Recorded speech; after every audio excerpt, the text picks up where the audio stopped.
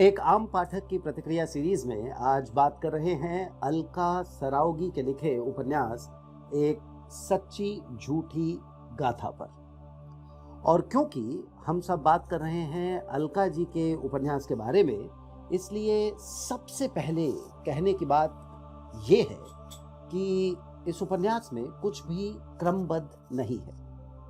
हम जैसे आम पाठकों को लगता है कि यह उनकी ट्रिक की पाठक अटेंटिव रहे। यह उपन्यासकार लगातार इस जिद में है कि पाठक को कुछ ऐसा पढ़ने को नहीं देना जो वो एट लेजर आराम से पढ़ सके।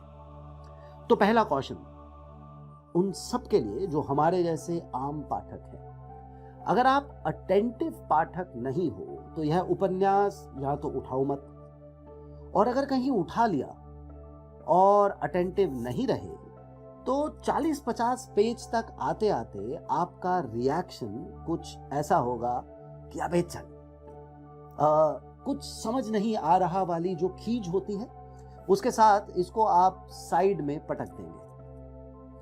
लेकिन अगर आपने अटेंशन के साथ इसको पढ़ना शुरू किया तो फिर आपके लिए एक और कैविएट, एक इंपॉर्टेंट कैविएट है। आप उपन्यास के पार्ट 1 के मध्य तक आते आते एक दोस्त को तलाशने लगोगे जिससे प्रमित सान्याल या गाथा बनकर चाय की चुस्की लेते लंबी बहस में उतर सको, बहस अलग अलग टॉपिक्स के ऊपर। तो प्रमित सान्याल उपन्यास के स्पेक्ट्रम के एक छोर पर खड़ा हुआ पात्र है और गाथा उसी स्पेक्ट्रम के दूसरी ओर या दूसरे छोर पर खड़ी हुई है, और उनके बीच में है Samuel Beckett, Oscar Wilde, Ernesto Che Guevara, Yeats, Shakespeare, Gorky, Rabindranath Tagore, William Faulkner, Arundhati Roy, आदि आदि आदि। कहानी क्या है? तो इसका उत्तर है कि यह उपन्यास, कम से कम मुझे नहीं लगता कि कथा के हिसाब से कुछ खास है। कथा बहुत सिंपल है, कहानी बहुत सिंपल है। गाथा एक लेखिका है, प्रमित उसको ऑनलाइन मिलता है, दोनों के बीच ईमेल एक्सचेंज होते हैं, फिर गाथा उससे मिलने घर में झूठ कहकर जाती है। जब गाथा एयरपोर्ट पहुंचती है तो प्रमित एयरपोर्ट उसको लेने नहीं आता, और इसके आगे कहानी आप उपन्यास खरीद कर पढ़ें तो बेहतर रहेगा। लेकिन जैसा मैंने कहा, यह उपन्यास इस कथा के हिसाब से कुछ खास नहीं। यह उपन्यास बहुत महत्वपूर्ण है उस डिस्कशन के कारण जो इस उपन्यास के दो पात्रों के बीच में हो रही है। तो सवाल यह है कि प्रमित कैसा कैरेक्टर है। सुदामा पांडे का प्रजातंत्र, धूमिल की वो जो कविता है कि ना कोई प्रजा है ना कोई तंत्र है, यह आदमी के खिलाफ एक खुला षड्यंत्र है, बिल्कुल ऐसा सा है प्रमित। उपन्यास की शुरुआत में वो कहता है, और वो जो कह रहा है वो मैं आपको पढ़कर सुनाना चाहूंगा।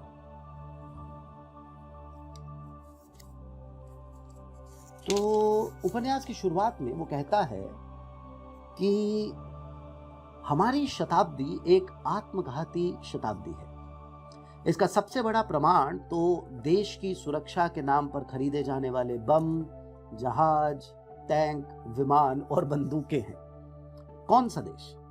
ग्लोब पर लाइन खींच दी और देश बन गया। तुम जब मलयालम या नागा भाषा में बोला गया एक वाक्य नहीं समझती गाथा, तब बताओ तुम्हारा और उनका देश एक कैसे है? पागलपन और नॉर्मल होने के बीच की लाइन तुमने कभी देखी है? अच्छा, अब क्योंकि ये उपन्यास अलका जी का है तो रघुवीर सहाय को भी कोट करना चाहिए, क्योंकि प्रमित का कैरेक्टर कुछ ऐसा कहता है जैसा रघुवीर सहाय ने कहा है। A day will arrive when nobody will have any opinion. There will be anger, but no protest, except applications. अर्जियां दी जाएंगी। there will be danger and there will be alarm bell and the king will ring it. तो मोटा मोटा प्रमित एक ऐसा character है जो बहुत पढ़ा लिखा आदमी है, खूब पढ़ा लिखा, और अगर वो खूब पढ़ा लिखा ना होता तो Samuel Beckett, Oscar Wilde, Ernesto Che Guevara, Yeats, इन सब लोगों को कैसे बार बार इस पूरी किताब में कोट करता। तो एक तो वो बहुत पढ़ा लिखा है, इसके साथ साथ वो खूब भावुक और एकांत को खूब पसंद करने वाला पात्र है। पार्ट 1, 3 पार्ट का ये उपन्यास है, तो पार्ट 1 में वो निज सत्य से भागता दिखता है। उसका जन्म जो है वो बड़ा डूबियस टाइप का है, माँ छोड़कर चली गई है या बाप छोड़कर चला गया है, बास्टर्ड है, हरामी है।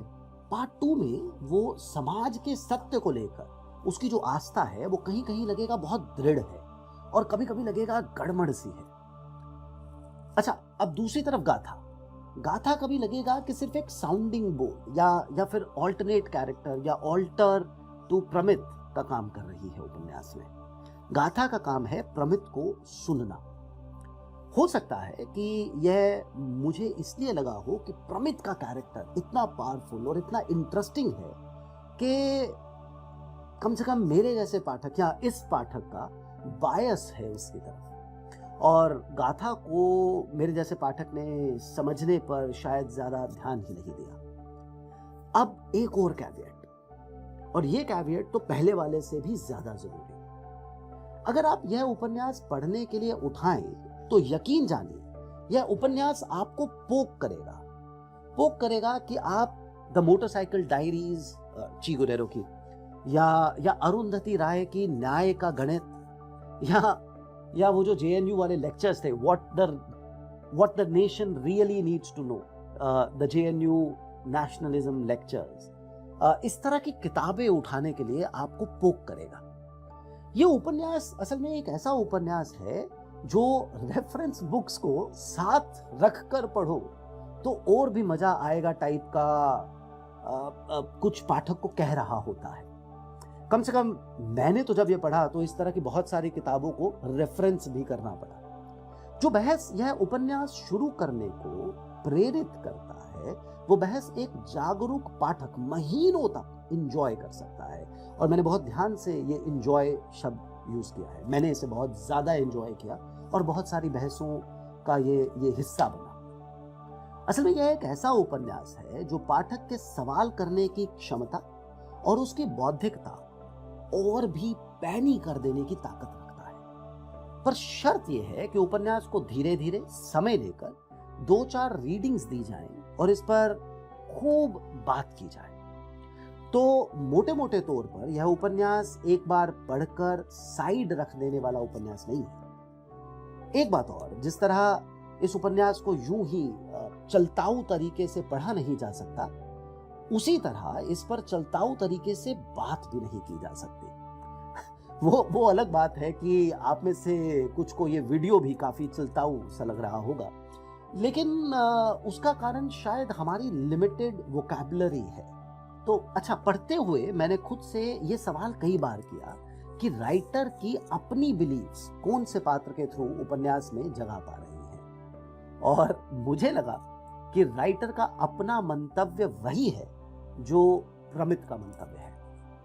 और अगर ये सही है तो ये खासा कंट्रोवर्शियल इफ नॉट ऑब्जेक्शनेबल हो सकता है, स्पेशली आजकल के टाइम में तो बहुत ही ज्यादा।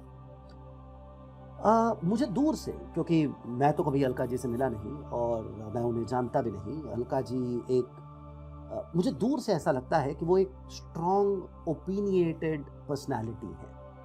प्रमित के विचार भी खासे स्ट्रॉन्ग हैं, कठोर हैं, ओपिनिएटेड हैं। तो मोटे मोटे तौर के ऊपर 3 बातें जो हमने कही। एक, आप ये उपन्यास तब उठाएं जब आप अटेंटिव रीड के लिए तैयार हो। दूसरा, इसमें बहुत सारे ऐसे सवाल उठेंगे जिसके ऊपर बहुत सारी बहस की जा सकती है, और अगर आप आर्गुमेंटेटिव इंडियन हैं तो आपको ये किताब बहुत ज़्यादा पसंद आएगी। नमस्कार।